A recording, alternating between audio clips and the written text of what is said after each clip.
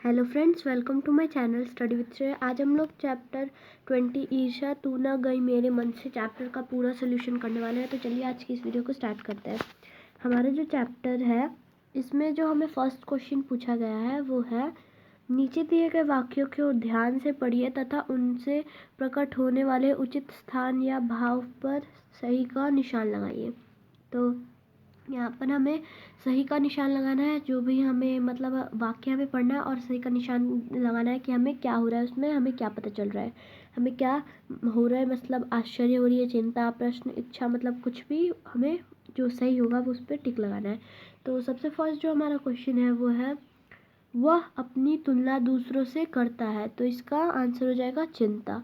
उसके बाद सुखी मनुष्य कौन है, तो प्रश्न। उसके बाद काश एजेंट का वैभव भी मेरा होता, तो इच्छा। नेक्स्ट क्वेश्चन देखते हैं। नेक्स्ट क्वेश्चन है हमारा, आप अपने चरित्र को दृढ़ बनाए। सर फ्रेंड्स यहाँ पे सुदृढ़ लिखा और तो इसका जो आंसर हो जाएगा सुझाव। उसके बाद किसी से ईर्ष्या मत करो, तो निर्सोध। नेक्स्ट क्वेश्चन देखते हैं। नेक्स्ट क्वेश्चन हमें दिया गया है, विधानवाचक वाक्य के लिए हमें एग्जाम्पल दिए हैं और इसमें कुछ लिखना है। तो सबसे इजी है विधान वाक्य को लिखना। इसमें हमें एक नॉर्मल सा वाक्य लिख देना है, उस दिन रविवार था, राम स्कूल जा रहा था। तो बस आपको इसमें कुछ नहीं करना है। उसके बाद आता है हमारा निषेधवाचक। इसमें हमें नेगेटिव सेंटेंस लिखना है। नेगेटिव सेंटेंस जिसमें ना नहीं हो या ना हो। वह कोई भी खेल नहीं खेल सकता है, वह कुछ भी नहीं कर सकता है। उसके बाद फोर्थ क्वेश्चन में हमें सिर्फ पढ़ना है।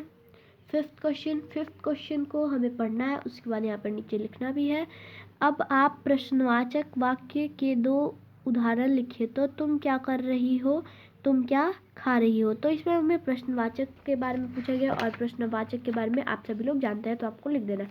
उसके बाद सिक्स्थ क्वेश्चन है। सिक्स्थ क्वेश्चन में हमें विस्मयादि बोधक चिन्ह के बारे में है और सेंटेंस वाक्य के बारे में भी। तो हम यहाँ पे एक वाक्य बना के लिख देंगे, वाह कितना सुंदर फूल है, यहाँ हमें आश्चर्य हो रहा है। उसके बाद अरे कितना सुंदर मौसम है, तो यहाँ पर हम मतलब प्रशंसा कर रहे हैं, यहाँ पर भी हमें आश्चर्य हो रहा है। इसके बाद इच्छा बोधक, मतलब इच्छा बोधक में हम काश ये सब लगा के लिख सकते हैं। भगवान करे तुम परीक्षा में कभी फिर से आओ, मतलब प्रथम आओ, काश हम उड़ पाते। उसके बाद एट्थ क्वेश्चन में हमें संदेह बोधक, मतलब संदेह वाला जो वाक्य होगा वो लिखना है। तो जैसे कि आप लिख सकते हैं।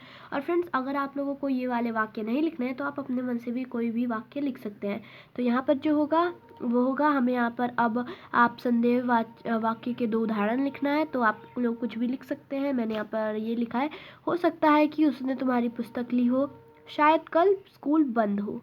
उसके बाद आता है 9th क्वेश्चन, यह है शर्त बोधक या संकेत वाचक। तो यहाँ पे हम शर्त, मतलब शर्त पे कोई काम करवाता है, जैसे अगर तुम मेरे घर आओगे तभी मैं आऊँगी। उसके बाद यदि तुम मेहनत करती तो तुम्हारे अच्छे अंक आते। उसके बाद आप संकेतवाचक आप वाक्य के 2 उदाहरण लिखे। तो हमें यहाँ पर संकेतवाचक के 2 उदाहरण लिखने हैं। और फ्रेंड्स आप लोग सबसे पहले तो इनको पढ़ लिया करिए जो हेल्प बॉक्स में दिए हो, और एग्जाम्पल्स को भी। तो इनको आप लोग पढ़ लीजिए और उसके बाद जो आंसर होगा वो, अगर आपको ये सेंटेंस पसंद नहीं आ रहे तो आप अपने मन से भी लिख सकते हैं। अगर तुम 2 दिन तक पढ़ोगी तो तुम्हें इनाम मिलेगा, यदि तुम स्कूल जाओगे तो तुम्हें कल खेलने दिया जाएगा। इसके बाद नेक्स्ट क्वेश्चन देखते हैं। नेक्स्ट क्वेश्चन है हमारा आओ दोहरा में हमें वही क्वेश्चन पूछे जाते हैं जो हमने पहले वाले चैप्टर में किए हो या इससे पहले पिछले क्लास में किया हो। तो देखते हैं इसका आंसर। नीचे लिखे गए का संधि विच्छेद कीजिए। तो हमें ये संस्कृत में भी पढ़ाया गया है संधि विच्छेद करना।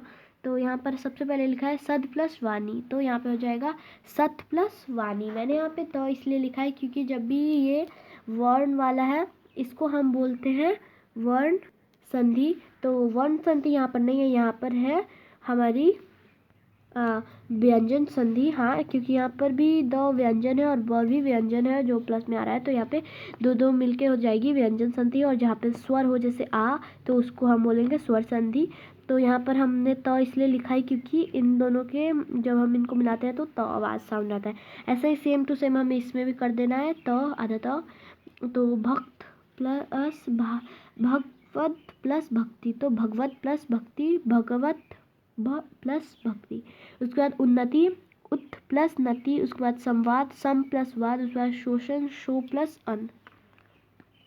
आगे देखते हैं। अब आगे हमें इन संधियों को वापस से ऐड करके लिखना है। तो प्र प्लस मान, प्रमाण। उसके बाद सम प्लस रक्षक, संरक्षक। उसके बाद श्रम प्लस मति, सम्मति। उसके बाद शरत प्लस चंद्र। उसके बाद तो इसका आंसर हो जाए शरत चंद्र। उसके बाद तत् प्लस अनुसार, अनुसार। इसके बाद आता है नेक्स्ट क्वेश्चन जो है नीचे दिए गए भाववाचक संज्ञा में बदलना है। तो यहाँ पे पूजा, पूजना, तो पूजा। सुगम प्लस सुगता, भक्त प्लस भक्ति, निपुण प्लस निपुणता। और किसी किसी के बुक में देव भी है तो देवता, देववत, देवता नहीं देववत। उसके बाद 13 क्वेश्चन, इसमें हमें रिक्त स्थान की पूर्ति करनी है। तो मैंने स्लैश करके लिखा है, आप दोनों में से कोई एक लिख सकते हैं या दोनों भी लिख सकते हैं। मेरे पिताजी बाहर गए हैं, अभी आते ही होंगे।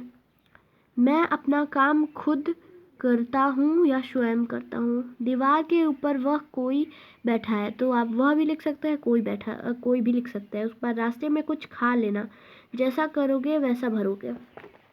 नेक्स्ट क्वेश्चन है हमारा, पाकिस्तान ने भारत की मैत्री का जवाब दुश्मनी से दिया। हमें मनुष्य में गुण देखने चाहिए, अवगुण नहीं। सबल मनुष्य दुर्बल की सहायता करते हैं। राम ने चुस्ती से काम लिया तथा श्याम ने सुस्ती से। शीला परीक्षा में अच्छे अंक से उत्तीर्ण हुई और राधा परीक्षा में अनुत्तीर्ण हो गई। तो यह हमारा सोल्यूशन ख़त्म होता है। और अगर ये वीडियो आप लोगों को पसंद आई हो तो प्लीज़ चैनल पे नए तो सब्सक्राइब कर दीजिए और इस वीडियो को लाइक भी कर दीजिए। Thanks for watching and keep watching.